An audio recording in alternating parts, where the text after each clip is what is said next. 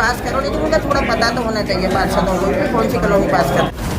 मंशा सारी अवैध कॉलोनियों को पास करने की है, लेकिन उसकी आड़ में बहुत से भूमाफिया अपनी कॉलोनियां पास करा जाएंगे।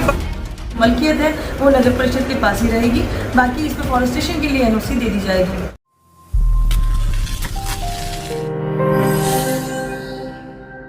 सोहना नगर परिषद परिसर में सदन की बैठक का आयोजन किया गया, जिस बैठक में मुख्य रूप से 2 एजेंडे रखे गए, जिनमें से एक एजेंडा अवैध कॉलोनियों को वैध करने का प्रस्ताव पास करके सरकार के पास भेजना व दूसरा एजेंडा नगर परिषद के करीब 1300 एकड़ जमीन को पेड़ लगाने के लिए वन विभाग को देना था।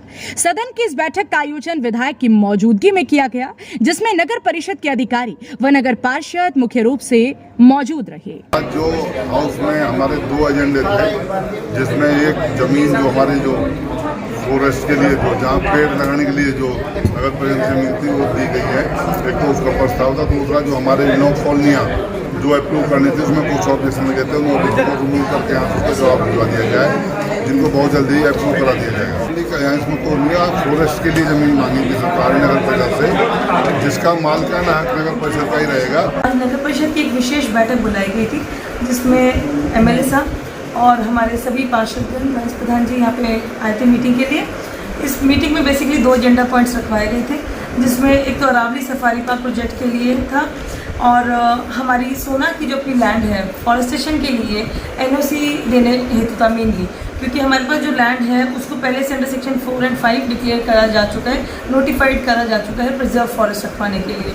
तो अब हमारी इस प्रस्ताव का मेनली ये पर्पस था कि इसकी जो मलकियत है वो नगर परिषद के पास ही रहेगी, बाकी इस पर फॉरेस्टेशन के लिए एनओसी दे दी जाएगी, जो खसरा नंबर्स की डिमांड फॉरेस्ट ऑफिसर्स की तरफ से किया गया है डिपार्टमेंट से। दूसरा एजेंडा पॉइंट हमारा था अनअप्रूव्ड कॉलोनीज़ के बारे में। अनअप्रूव्ड कॉलोनीज़ हमारी 9 कॉलोनीज़ हैं यहाँ पर इस समय सोना में, और जिसके ऊपर हमारे लेआउट्स में कुछ ऑब्जर्वेशन रेज की गई थी, तो डीटीपी डिपार्टमेंट में हमने वापस इनके थ्रू भिजवाना है, हमने वो करेक्शंस करवा लिए हैं, लेआउट्स हमारे तैयार हो गए हैं। तो अभी रेजोल्यूशन आज डलवा के हम लोग इसको पुनः अप्रूवल के लिए स्वीकृति हेतु सरकार को भिजवाने के लिए प्रस्ताव डलवाया गया। मैम, ये कितनी ज़मीन है जो कि आप वन विभाग को देंगे? ये लगभग 1300 एकड़ है हमारी लैंड। तो कब तक ये प्रोसेस पूरा हो जाएगा? प्रोसेस में हमारा बस अभी फॉरेस्टेशन में तो आज ही हम लोग डिपार्टमेंट में भिजवा देंगे रेजोल्यूशन, वो आगे उनकी कार्यवाही रहेगी उसके लिए। बाकी अप्रूवल जो कॉलोनीज़ का होना है वो भी सरकार के लेवल पे निर्णय होएगा, इस पर हम प्रस्ताव अपना भिजवा दिया जाएगा। लेआउट प्लान हमारा उम्मीद है कि बुधवार तक हम लोग तैयार करवा के इस रेजोल्यूशन में भिजवा देंगे। सदन की बैठक में पहुंचे नगर पार्षदों का आरोप है कि नगर परिषद के अधिकारियों ने जिन कॉलोनियों को पास कराने के लिए बैठक का आयोजन किया है वह कॉलोनियां फेक हैं और भूमाफियाओं द्वारा काटी गई हैं, जिनके बारे में ना तो नगर पार्षदों को कोई जानकारी दी गई और ना ही ये बताया गया कि जो कॉलोनियां पास कराने के लिए भेजी जा रही हैं वह कहां पर है। नगर परिषद के अधिकारी भूमाफियाओं के साथ मिलकर उनको फायदा पहुंचाने का काम कर रहे हैं। नगर पार्षदों ने यह भी कहा कि किसी का मकान भी नहीं टूटना चाहिए, लेकिन ऐसा भी नहीं होना चाहिए कि जहां पर लोग काफी समय से बसे हुए हैं परिषद द्वारा उन कॉलोनियों के नाम तो सरकार को भेजे ना जाए, बल्कि अधिकारी गलत तरीके से भूमाफियाओं के साथ मिली भगत कर उनकी अवैध कॉलोनियों का प्रस्ताव सदन की बैठक में जबरन पास करके सरकार को भेजें, जो कि अवैध रूप से काटी जा रही हैं और सरकार द्वारा जारी किए गए नियमों को भी पूरा न करती हूँ। आज की मीटिंग का जो मेन एजेंडा था वो था कॉलोनियों को पास करना, जो अवैध कॉलोनी। अधिकारियों ने किसी भी पार्षद को ना तो मीटिंग से पहले ये कागज भेजे कि कौन कौन सी कॉलोनियां को ऑथोराइज करना है, क्या क्या कीले नंबर है। इन्हीं कॉलोनियों में मोटा खेल हो जाता है, करने वाले अपनी अवैध कॉलोनियों को पास करा जाते हैं। हम इस लाछन से बचना चाहते थे। जिन भाइयों का मकान बन रहा है वो ना टूटे, इसके पक्षधर हम भी हैं, लेकिन काम जायज तरीके से होना चाहिए। ऐसे नहीं कि अंधेरे ही अंधेरे में तीर चल रहे हैं। किसी पार्षद को कोई कॉलोनी के विषय में नहीं बताया गया। C1, C2, C3 क्या है ये? आप हमें ये बताओ कि नाम से कहाँ की कॉलोनी है और कौन कौन से एकड़ उसमें ले रहे हो। ये कॉलोनियाँ विकसित किसने की, अगर आपकी जानकारी हो? ये सारी अवैध काटी हुई है, ये सारी कॉलोनियाँ अवैध कटी हुई है। काटने वाले तो निकलते, पर हम ये चाहते हैं जिन्होंने लिया वो ना मरे।